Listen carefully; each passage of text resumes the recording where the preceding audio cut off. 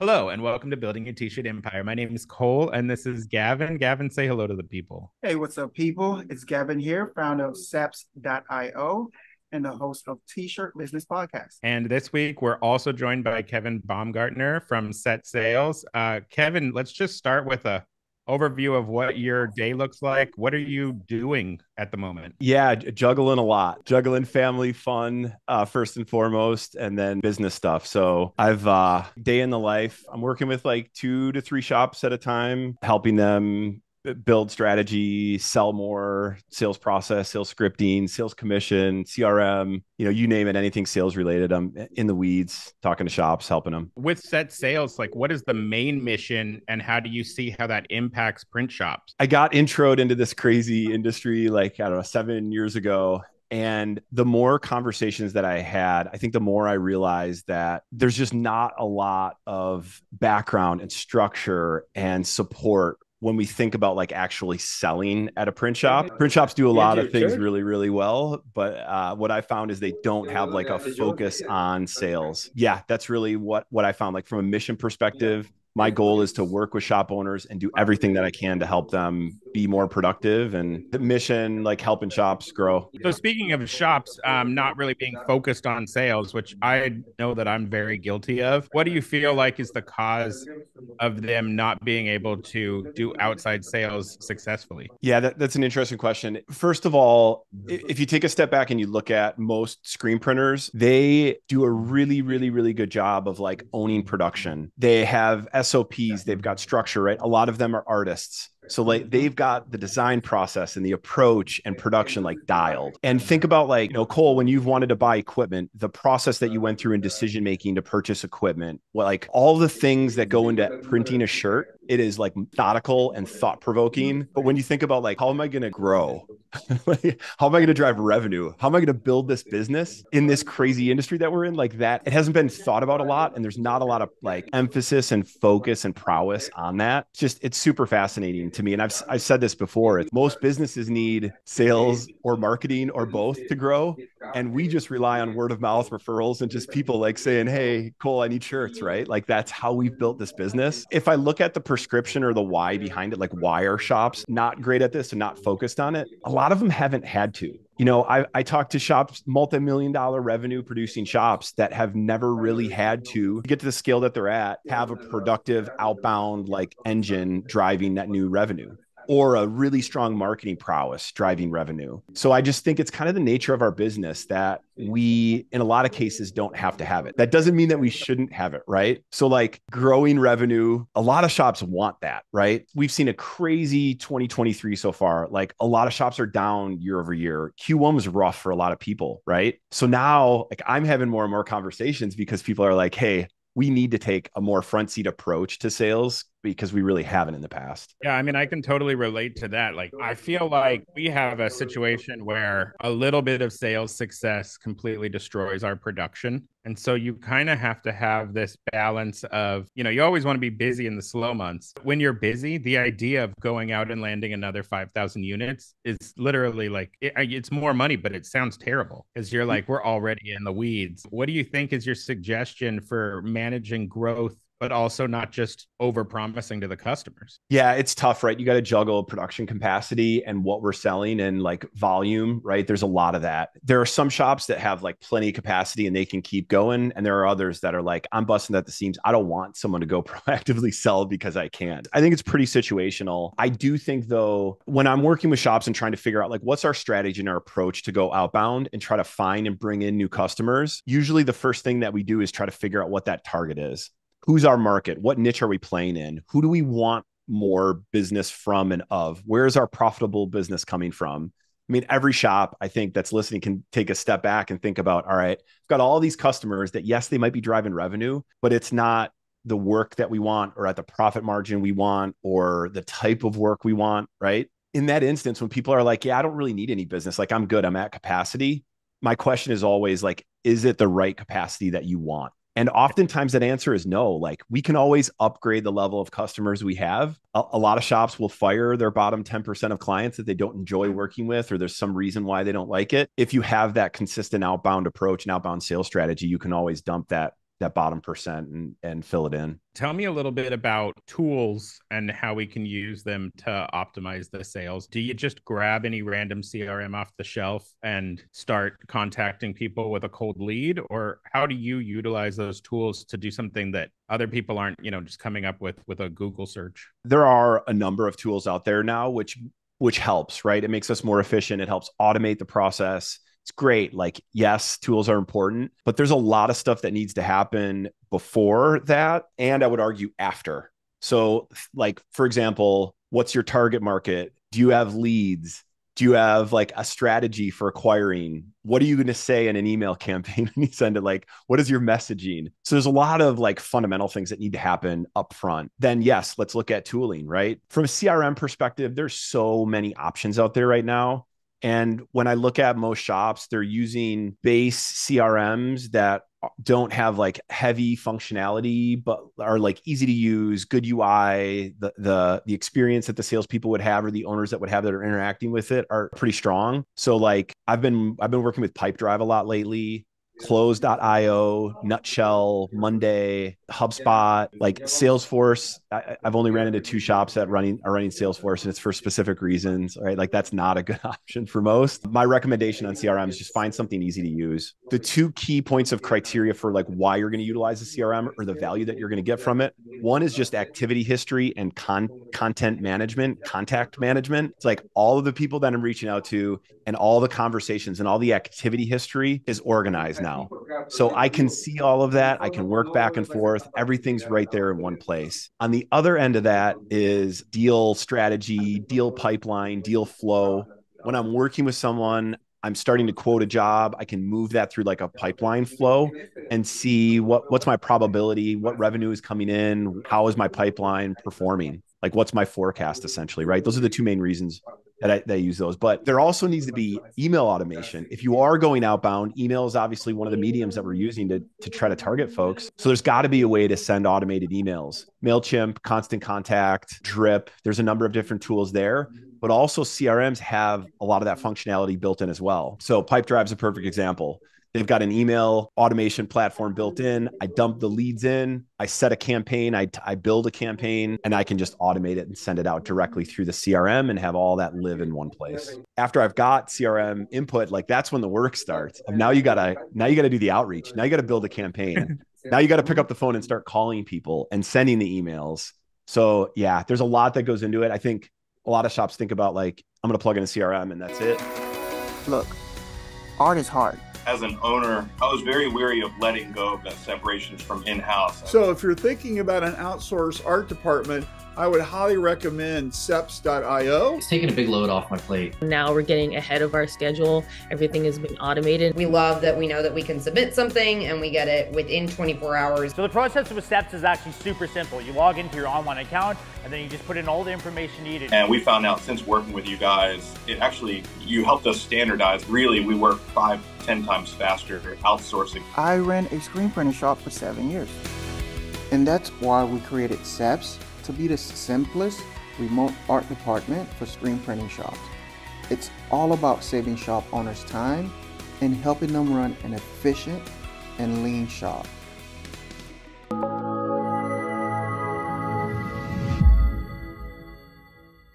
Gavin, I mean, you have a bigger sales team than I do, and you've actually, as far as acquiring new clients, you've accomplished a lot more than me. So what's your experience been with managing a sales team? And also, what's your experience been in the past with working with Kevin? Yeah, so I saw Kevin, I think about 2 years ago. I actually saw him in a video. I was like, I need to reach out to this guy. But a year had passed, and when we was launching Seps.io, I know we have a cleaner sales strategy, a cleaner way to just try to go to market, right? And the sales side was not a side where I felt like I had a lot of strength in. Like I felt like I could build a team. I felt like I could build operations, but sales is a whole different beast. Experience with Kevin, well, first of all, it was awesome. For all the work.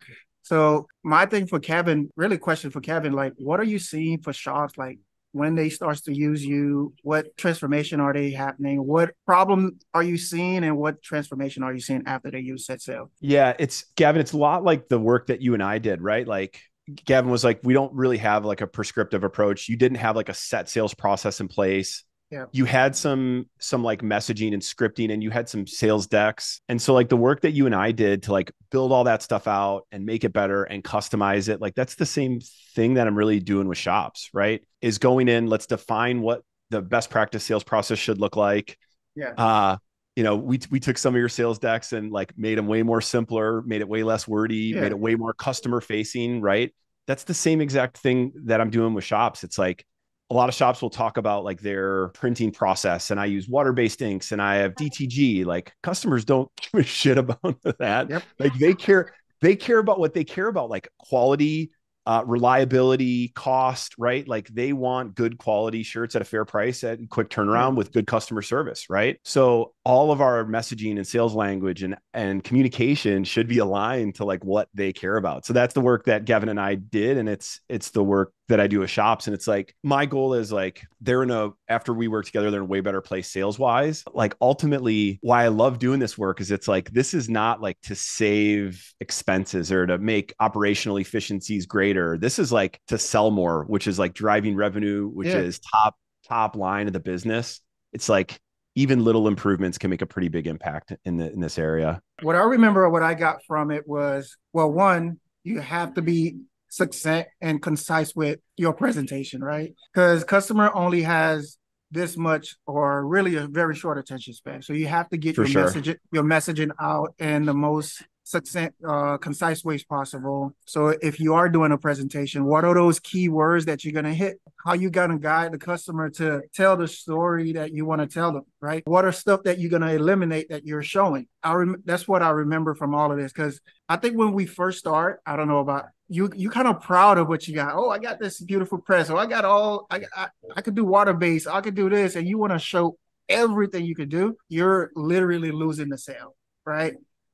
Because if you could narrow it down to just walk the customer down a more direct path with less friction, with less information, you'll close the sale faster. That's what I remember. And I took that to heart to that was already part of our company culture anyway. Like as part of our company value, we want it to be simple, but to actually do it is a different thing, right?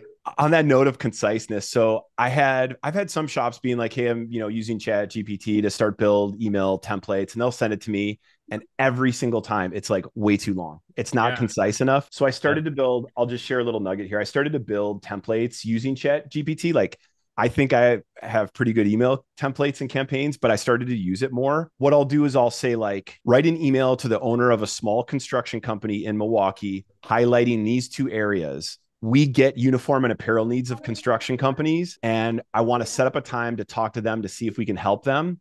And then below that, I'll put in the prompt tone equals direct and concise, 50% Spartan. Like this is it. And here's the email that I got out of this. It's pretty strong. Dear owner's name, I'm reaching out to you from owner construction company, provider of uniform and apparel solutions for construction companies. Our team specializes in meeting the uniform needs of the businesses in the construction industry. Our solutions are designed to provide the reliable, high quality workwear, not only that meets safety requirements, but also promotes a professional image of your team. Please let me know a convenient time for us to talk, and I'll schedule accordingly. Excited to see how we can help you. Thanks for your time and consideration. It's like to the point. We help other construction companies. Can we help you as well? It's like it's kind of better than what I've maybe written. So, but to your point, Gavin, conciseness, super, super important. It's fun that you're talking about using Chat GPT, because in a lot of ways, especially customer service roles, that's what people are most kind of afraid of. Like we've been playing with it. We actually integrated it in our Slack so that we could automatically reply to like customer emails without even opening like the browser tab. And the pushback I got pretty quickly from our main customer service person was like, I want to use my voice. And I'm kind of like, well, I want to use like a professional voice, so it's kind of finding that balance. And Gavin, I don't know if it was on the podcast or privately, but he was telling me the exact same pushback happened with one of his artists, where he was talking about, using some of these tools to at least give yourself a template for the art, even if you're going to have to finish it up in Illustrator or whatever later. And so what do you think is the best way to use these tools? And also not just say, hey, we're eliminating all our staff in 2 years, which is probably not realistic anyway. It's got a long way to go. It's like right. Again, this is that prompt structure that I've created. It took me a long time to figure out how to get there. And I still think it could be better. So and someone's got to put in the prompt. Like there is a lot of automation that can happen, but I see large enterprises, big tech companies, software companies taking that jump a little bit sooner than like screen printing. I think our industry is probably going to be a little bit slow to adapt this technology to really automate and get rid of people, if ever, right? With the size of our businesses and the approach, I think it's going to take a really long time. I do think though, like they can help and they can automate. And if, especially for like natural language and writing, I think this is a great opportunity to use technology to help make us more efficient and help us communicate better with our customers, with our employees, with our teams. It's like all the above. Use it, take advantage of it. It is the future. Phenomenal at making you not sound rude when you're telling someone no. Love that.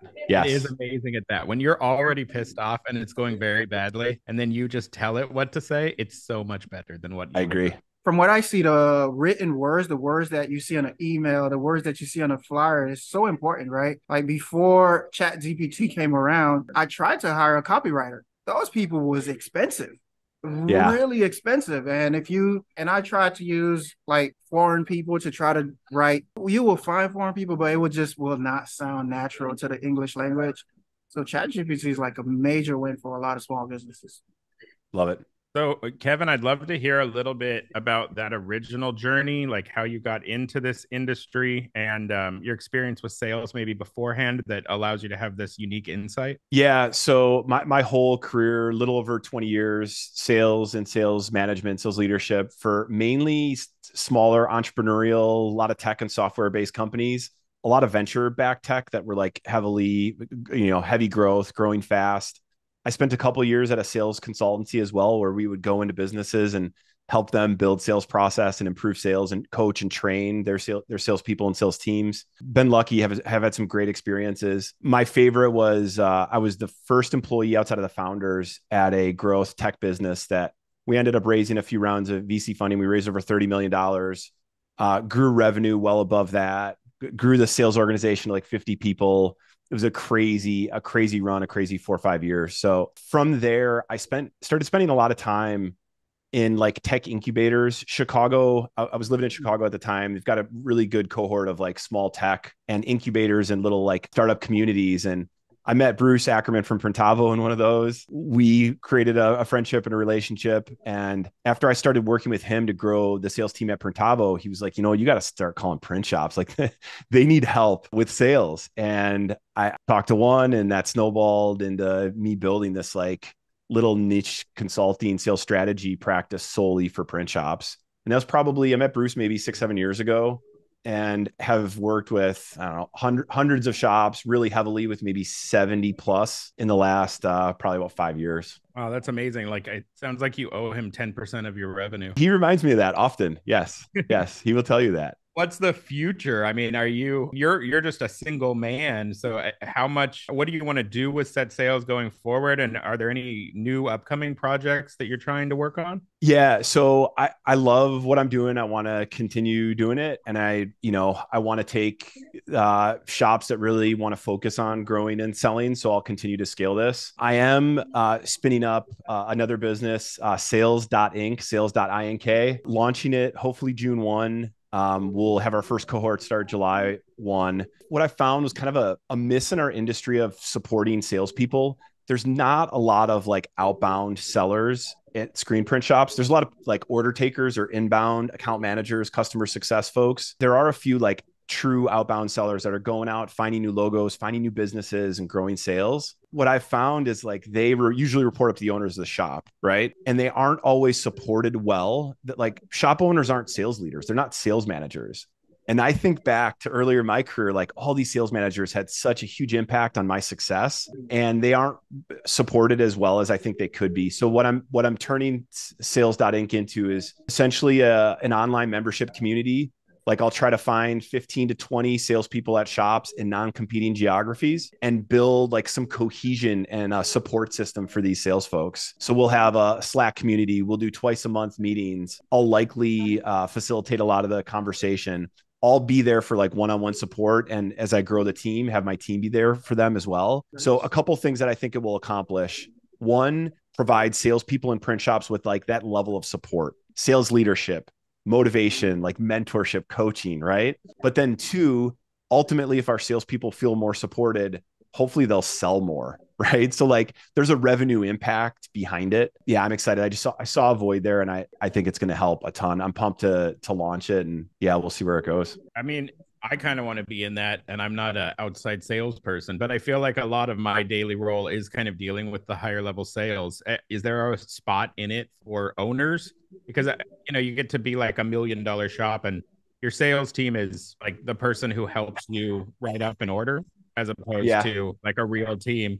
Are you going to be accepting owners in those smaller shops as well? Yeah, I've talked to quite a few shops, and I've tried to get some feedback on like how to structure it. I'm likely going to start the first cohort as salespeople, but I think there are a lot of people like you, Cole, that have either maybe worked with me or maybe haven't, but still own sales and maybe even need that support system as well. Like we'll have a digital library with sales process and messaging and email campaigns and tooling recommendations and comp plan examples. Like that's going to be part of the benefit and part of the membership. I do think an owner of a shop that's managing sales could find a lot of that stuff as beneficial as a shop salesperson. So more to come on that, but highly likely there'll be an owner cohort as well. I actually like it because here's what I like about it. The fact that you're targeting the person that's below the owner, because the owner a lot of time is so overwhelmed, right?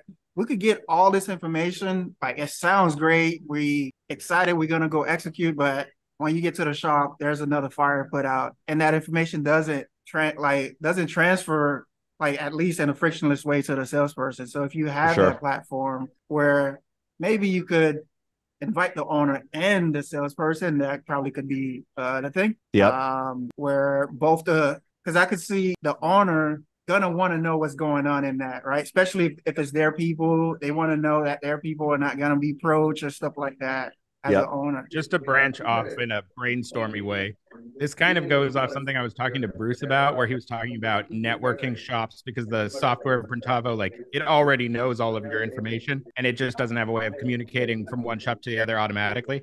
If there was something inside of this network where it's like, hey, I landed 20,000 units. I want to take the money. I want to finalize the sale, but our shop has capacity issues. And then you had this private network of trusted individuals where you're like, well, you're only a 1-day ship away from me. That could be like an unbelievable networking opportunity as long as the shops are all on a consistent like print quality basis. Yeah, there's like, I mean, that's why mastermind groups and membership communities exist, right? Like there's a lot of value that comes with that. And think about me being a salesperson for a shop I'm in Milwaukee, Wisconsin.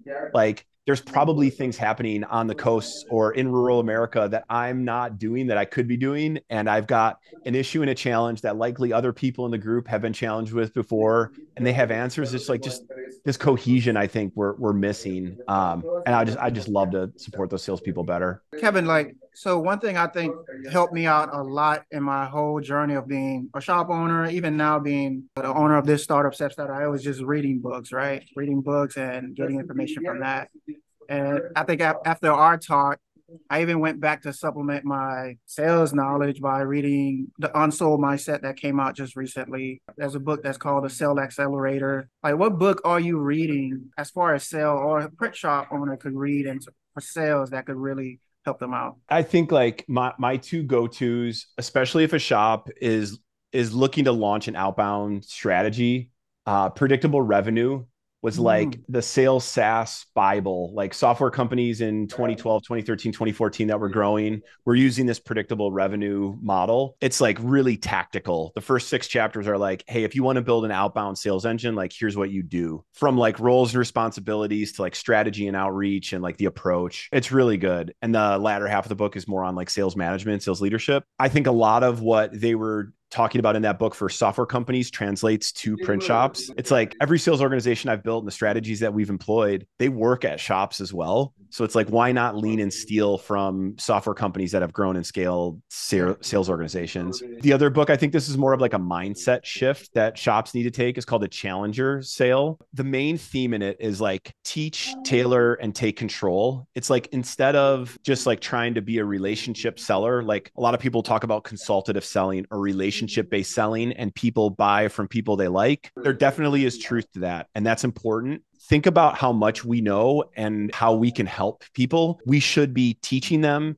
tailoring the conversation and taking control of the sales process and running them through our process, not letting them dictate where we go and just trying to be nice and hope that if we're nice, they're going to buy from us. So the Challenger sale, I think, is a great read to really help shops, salespeople, shop owners, whoever is the customer facing folks at a shop, to own and really manage the process better. And it's also like challenging people to think differently. So like as a shop salesperson, let's say you're a tap room manager at a brewery, you know, you're saying things like, I talk to tap room managers at breweries all week. Every day I'm on the phone with them. We help them print shirts. We help them manage their retail merchandise, spend and process. I know the challenges that you have. I know you're facing this, this, and this. I'm here to help, right? You're showing them that you're an expert, you know, show me, you know me, right? I know you, I'm an expert. I'm challenging them to think differently about their merchandising, retail sales needs, right? It's just, that's really the model. So Challenger sale and predictable revenue, two good ones. Talking about revenue, I know that I struggle with figuring out what's competitive pricing versus what's profitable pricing. And I'd love to hear your thoughts. I mean, in our shop, we have print only, that's a public price. We have contract rates for people who dump 20 to 30 jobs on us every month, no matter what. We have pricing for low volume, including the shirt. We have high volume, including the shirt. It just becomes insane. And so if somebody says, how much does a shirt cost? It turns into, how many colors is the shirt? What is the blank? How quickly do you need it? It's like this giant questionnaire for me to just say that a shirt's $8. Yeah. What are your thoughts on like smoothing that out and also making sure that you always have like a good margin and you're not just giving yourself a high volume of work? Yeah, I'm with you. So I would say from an inquiry perspective, it depends on if it's like coming inbound, you've worked with them before, it's net new, like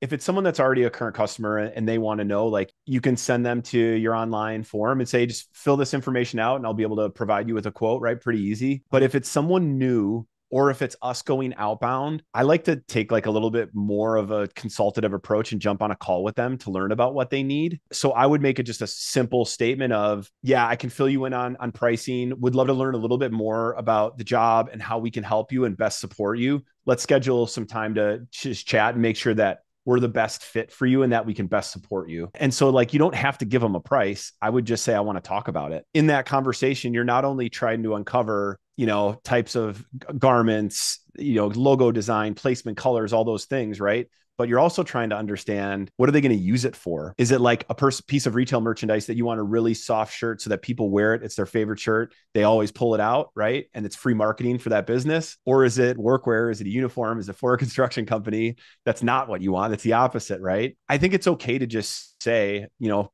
there's a lot of variables that go into that. Can we set aside some time so I can make sure to really understand what I need? Or if it doesn't warrant a discussion, ship them to the quote form and have them fill all that stuff out so you can then quote it from there. And kind of going along with that idea, I feel like print shops are more successful when they are catering to, like, let's say nothing but brew pubs? Or do you think the kind of I'm your local print shop, and so whoever thinks they're local enough can use me is actually a good like way forward? Some of my friends, they are basically nothing but merch management companies or like exclusively musicians.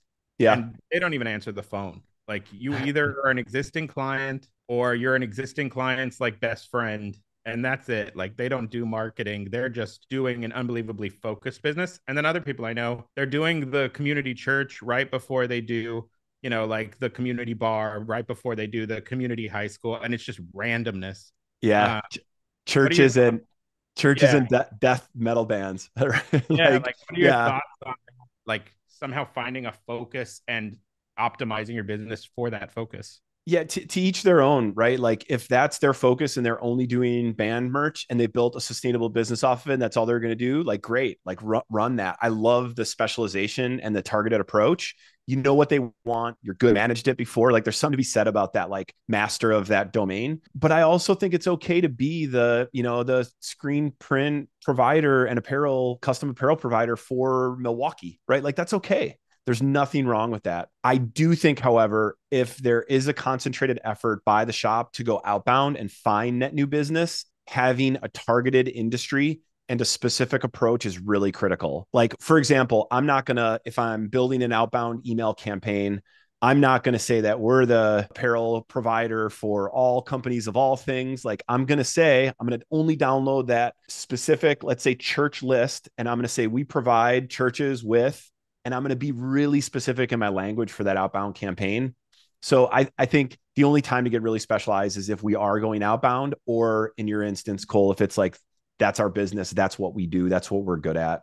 As far as going outbound, I always just feel like a nuisance. How do you help salespeople not just feel like, hey, let me hassle you out of the blue? Yeah. Like, what is the difference there between a good salesperson and a cold call from somebody that you're just like, go away? It's that big step that shops have to take to start to go outbound. We always have this conversation, right? It's like, I feel like I'm going to annoy people and they're going to block me and they're never going to do business with me because I'm annoying people. It's like, you two as business owners, you know how it is. You get cold called all day, every day. You get emailed nonstop. You get calls nonstop. But there's a reason why. It's because it works. Cold calling works, right? And if you do want to go outbound and grow the business, the only thing that you can do if you're not good at marketing and have built good marketing campaigns and understand social and are really good at web ads and AdWords, right? If you're not going to put a bunch of money into marketing, you're going to have to put it in that outbound sales. And if I would say like, make it like I'm not a nuisance, I think really personalizing the messaging and communicating things like what we talked about. You know, I help construction companies and I work with office managers and GMs or foremen of construction companies all day, every day. And we're helping them with workwear solutions that are more reliable and take the pain out of them having to bring on and order uniforms. It's like, I can add value to you. Can we talk to see how I can help you like we've helped these other companies? So I think the messaging and the language is there, but also it's just like, it's a numbers game, right? Like it takes a lot of touches for someone to remember your name, your company, and what you all do. That's just the nature of outbound. The other thing is like, you all know that you're providing quality. You're providing good work, you're providing quality output, you give them a good customer experience, you're helping them. So like, I would try to get in that mindset of, yes, you might be an annoyance, and yes, they might delete your email or send you to spam. Yes, they might not pick up your call, but coming in with that like mindset of, I know if I get them live and I actually do print for them, we're going to do a great job and help them. Like, I think that's the mindset they have to be in. And so kind of going along that same path, when you're trying to hire somebody who's capable of doing that, what would you look for? Would you be looking for someone with just a great attitude that's trainable, or would you be looking for, previous experience as being, a lot more highly valued? Yeah, I think that question of like, when should I hire a salesperson, or when's a good time? It's like that comes up in almost every conversation that I have with shops. The when question is interesting. It's like, probably never a good time, right? It's like, when do you get a dog? When should I get engaged? When should I buy a new press? It's like, those are tough questions to answer. But I do think like, if a shop is defined to like, I want to grow, I want to own revenue, I want to get better, I think it's time, like pull the trigger on it. And then to answer your question specifically, like, should I look for someone that has print and apparel promo experience, or should I hire someone just cold that I can train? I don't think you need to hire someone with experience. And I think in a lot of instances, finding someone that maybe doesn't have any bad habits that you can teach and train your process, your approach, your shop's strategies, I think a lot of times it's even better. If you can find someone that fits your culture, that you think has good work ethic, that has been successful in the industry, and that you think would be successful for you, and you have to spend less time training up front on like the garment industry and printing in general, great. But I think it's going to be pretty hard for most shops to find that like nugget of a person. So I think you can train them. And like, yes, our business is much more sophisticated than just print this t-shirts, right? Like the printing methods and everything that goes into it, but that stuff can be trained. Like you can give them a crash course, you can have them shadow team members, you can give them printed materials to research and look at. I would be more focused on finding the people that have the behaviors and competencies needed for success in a print shop sales job. So what are those? Like drive, motivation, intrinsic desire, like they have to be motivated, right? They have to be able to want to go out, overcome a rejection and the monotony and minutia of cold calling. Like that sucks, right? So like they have to have that intrinsic motivation. They should be money motivated, or, really appreciate what money can get them, because that's what they want. Because a lot of salespeople have that mentality, right? So they should be empathetic. They should be good at communication. like think about like what it takes to be a good salesperson. And those are the interview questions that I'm asking. Tell me a time when, you had to do a less pleasant project or task. How did you motivate yourself to do so? Right. Tell me about a time when you needed to persevere and overcome a lot of obstacles to be successful in something. What was that like? I think those behavioral or situational based interview questions can a lot of times draw out, have they exuded these behaviors in past experiences, past roles? It's a tough one though. Like bringing on a salesperson, bringing on any employee in a shop is challenging, right? We're small businesses. Every hire is critical and a bad hire can make a big impact. So it's a super important decision. And I haven't seen many shops take like a structured approach to it. There's a lot that they can do to improve on sales hiring in general. One thing about the outside sales is a lot of times that role is either remote or, in the office once or twice a week. I'd love to hear your thoughts and also Gavin's thoughts on how you kind of manage those people remotely. And what do you think is a realistic expectation between them having an unlucky month and them just blatantly, not succeeding? There's some structure that we can put in place to, even if they are remote, to ensure that, like when I look at key performance indicators, KPIs of salespeople, there's the activity metrics in like a funnel, and that funnels down to like output metrics. Activity metrics would be calls, emails, in-person visits, like LinkedIn connections made. And then output would be meetings set, meetings held, jobs quoted, average job size, revenue brought in, right? So like if I'm metricing all that stuff pretty clearly, I don't care if they're inside, sitting in our shop or remote. And it's pretty interesting, right? Like through the pandemic, like remote work is now a thing. I do love having salespeople face to face. In the software company that I'm involved in, we're Monday, Tuesday, Thursday in person, Wednesday, Friday from home. So it's like a little bit of balance of both, give them that flexibility and the comfortableness of being able to work in our homes, but also like a little bit more accountability and collaboration and cohesion of being able to work within the team. What are you finding, Gavin? Yeah, I mean, working remotely is a challenge. So you have to approach business in a different mindset where you have to be able to fill in a lot of the space that, like, I find it's like you got to keep like information flowing in your business because there's a lot of dead air that could just create space for people to just make up whatever they want. So it's really about one, starting with, hey, it's part of your culture, and also giving them tools to make sure the communication happens all the time. And a lot of times forcing the communication to happen, like just posing questions or setting meetings or just like doing like a kickoff in the morning, doing a check like at the end of the shift. Give me a report of what you've done. You forcing that to happen, like, because if not, it's just gonna be so silent. They want to do the right thing a lot of time, but it may not be the thing that you want. For sure. So providing that guidance and managing that process is super important if you want to like, and also like, I think in the beginning of the relationship, you really have to picture of what you want as an owner, right? You have to describe your vision as much vividness as you can, right? So the person, like where you're not able to add details, the person will, oh, okay, he talked about these are generally what he wants or she wants, then I could go that way. So I think the first few, like the onboarding process is so important.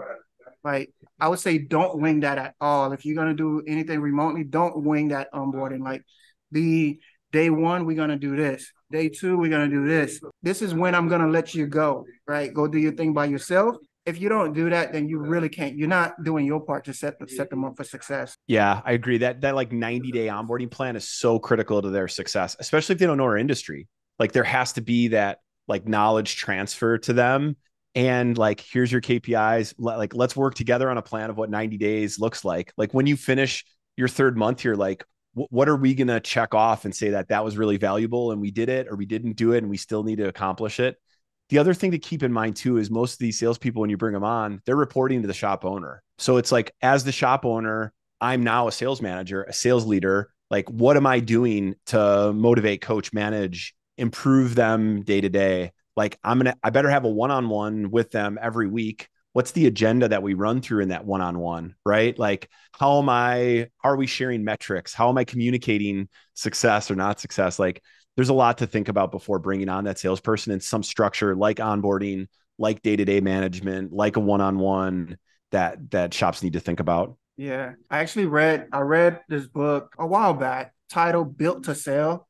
it's not about sales, but it's really about building your business to sell it if you wanted to, right? Huh. And it talks about most businesses, you start with the owner doing pretty much everything. And then the owner feels and say somebody that could do production, somebody that could do marketing. And usually the last thing that's less to fill is sales. And unless you could fill that or get that off your plate, you will never have a business that you could sell, right? Because the business cannot generate revenue without it coming through you, right? Yeah. If you could have the business generate revenue without you knowing who the customer was, knowing what the job detail was about, somebody could print it and you could just be somewhere else, then that's when you have a business that's sellable. So that sales piece is usually the last piece. And it's one of the hardest because like you have to let go of like one of the most important part of your business, which is money flowing in. You want to control that, right? Like most time we could give up production or even marketing, but you want to hold on tight to the money because you want to see that. But It's the money. Yep. yeah, to scale, you got to get rid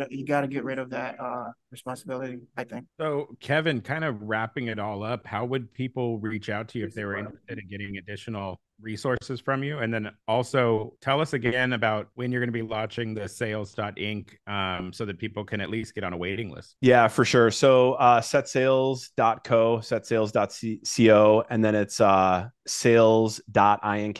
Sales.inc is routing to set sales right now while I build out the site and build out all the details. Yeah, it's Kevin at setsales.co. Again, I'm happy to work with shops and continue to support this industry. Yeah, just reach out. I'll be launching Sales Inc. I think June 1st, based on the reaction and response, hopefully start that first cohort. So again, we'll try to do 15 to 20 shop salespeople in non-competing geographies throughout the US and Canada and kick that off July 1. So yeah, there'll be an application process. Again, I want this to be a really curated group of people that hold quotas, have commissions, like they're actually selling in shops, and they're at shops that want to scale and grow. So I've got a questionnaire that I'm going to run them through and likely do a personal interview as well. I really want to curate, especially this first group, and make sure that it's the right fit. Yeah, that sounds awesome. Well, thank you so much for all of your time and speaking with us about all this. Yeah, enjoyed chatting with you guys. Good to catch up. Thank you. All right. Well, thanks you, Gavin. to everyone listening. Have a good week.